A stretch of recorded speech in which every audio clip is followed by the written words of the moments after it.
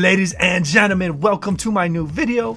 This video is about the top 5 tips that I think every single Sona player should know. My name is LolFit. I do educational content similar to these videos with tip videos, guide videos, and opposition reports where I go in on how to defeat certain types of champions that can be pretty difficult for people.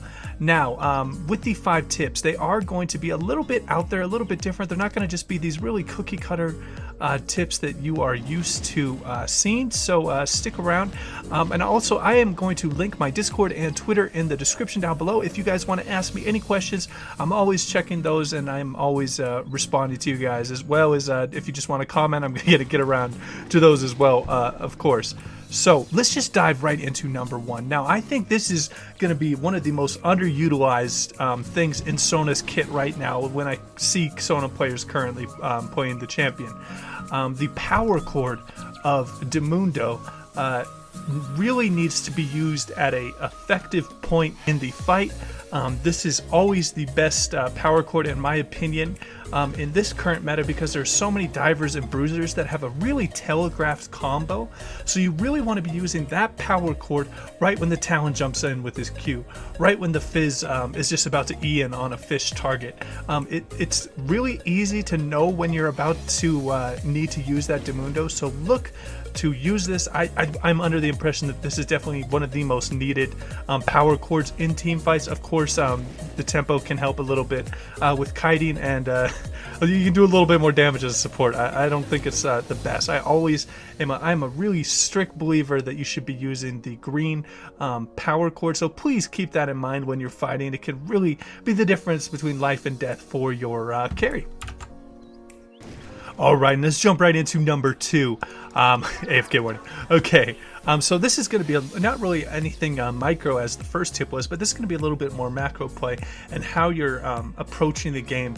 Now, Sona is just an amazing champion for build diversity. You can just be really building what your team needs you to build, and it can really help amplify your strengths and shore up some of your weaknesses. For example, if you're doing extremely well in lane, you're snowballing a bit, you might want to go a little bit more ability oriented type items like the Ardent Sensor and Athene's. They can be very good to help keep up your allies and dish out a bit more damage, as well as Dark Seal's a great pickup for Sona as well.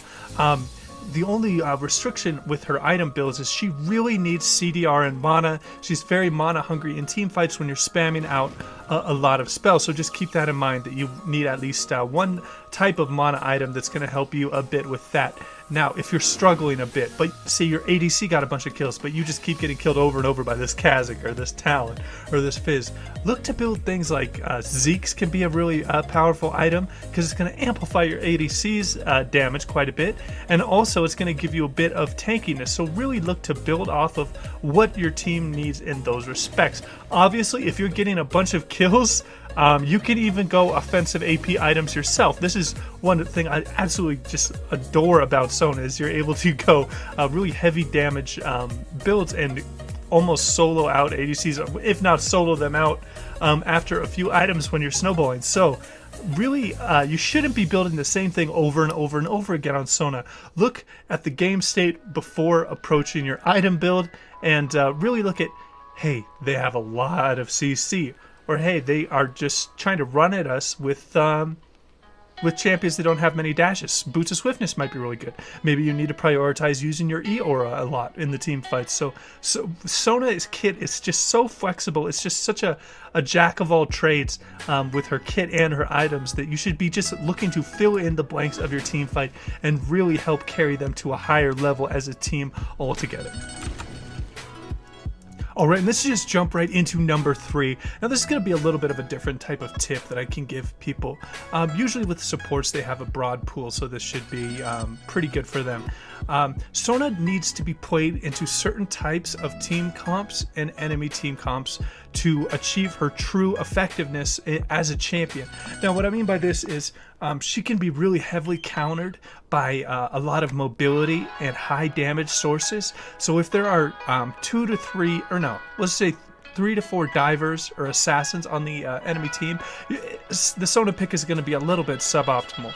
So you might want to stray away from it at certain points, just because her kit leaves her pretty squishy, and she is underleveled. Being the support, she will be a pretty easy target. Now, Sona is amazing in back to front team fight compositions where there aren't that many divers. It's 2 teams lining up, and the both the backlines are trying to kill the opposing front lines before the other backline kills their front line. So this is where Sona can really shine with her great kit, increasing damage, increasing healing, and increasing movement speed. This is just a perfect example of when you want to use Sona. So just be very cognizant in champion select. Hey, maybe this isn't the best. They have a Leona out of the support lane. They have a Lucian that's super aggressive. They have a Xin Zhao out of the jungle. They have a Fizz in the mid lane. And then, oh shit, they have a Kled in the top lane. And all of these champions can just jump on top of me and just destroy me before I'm able to do that much. Obviously, if you are really good with spacing, you can look to take champions like Sona into these builds, but it's not going to be as optimal as other situations. So if you are a little bit newer to Sona, try and take her into a little bit more forgiving team comps, and don't just blind pick her first pick, as she can be susceptible to counter picks. Alright, let's jump right into number 4. Now this is going to be a little bit of a quick tip that might be a little bit more friendly to new players, as some experienced Sona players are definitely going to know this. Now the effect of vision is very prevalent when you are using your Q ability, because it will only hit things that you have a vision of. For example, I am spamming my Q right here, I'm right outside of it, and it hasn't hit this target dummy a single time. But now that I have vision, it will allow me to hit it. Now, this is a great way to dodge actually some of Sona's damages by using lane or bush control. So be very cognizant of where you place your wards. If you're looking to harass people a lot in lane, make sure you're having a forward ward, as they can duck into the darkness to dodge your Qs. Obviously, I'm a really big proponent of keeping control wards in your inventory with Sona, because of this one fact, as she does have great chase down with her E, and sometimes people just duck into the bushes right at the wrong time, and you aren't able to get the Q off when you need to. So just be cognizant of this in the laning phase. Alright guys, and let's jump right into the last tip for Sona. Now, let's just go over it. Now, this E rank that increases the speed of your allies. Let's put out a couple allied target dummies so I can better show off what I'm trying to do. When you are looking to... Here, let's even put some enemy target dummies so we can fully visualize this. Alright, so when you're looking to engage these champions, say they have 5 here and you have 5 here, and they're all kind of like this. What you want to do with your aura is you don't want to just speed up the first 2 people and then really have them get caught while your other allies are still trying to get to the fight. How you really want to effectively engage would be something like this, where you throw out your Q and then alt, and then you're giving movement speed to everyone that's trying to come. Not just the first or second person that are going to go into a fight with numbers disadvantage because everyone isn't in the team fight. Really look to use your E as like a recruiting tool almost, where you're like, hey, you really need to get up here right now, and you run at them with the aura and bring them up to the front. So yeah, you just make sure you aren't baiting your teammates with your increased movement speed to get your allies to a place they don't want to be yet. Because especially with your squishies, they can get in trouble extremely quickly and get bursted out extremely quickly. So always look, when you're trying to engage and trying to help your team move a bit quicker, to not leave someone lagging in the back and just like waddling over to the team fight. Always get everyone. Be inclusive. You're the support. Be nice to everyone. Alright, and that will wrap up my last tip. Remember to like and subscribe if you enjoyed the content. And yeah, as always, guys, take it easy.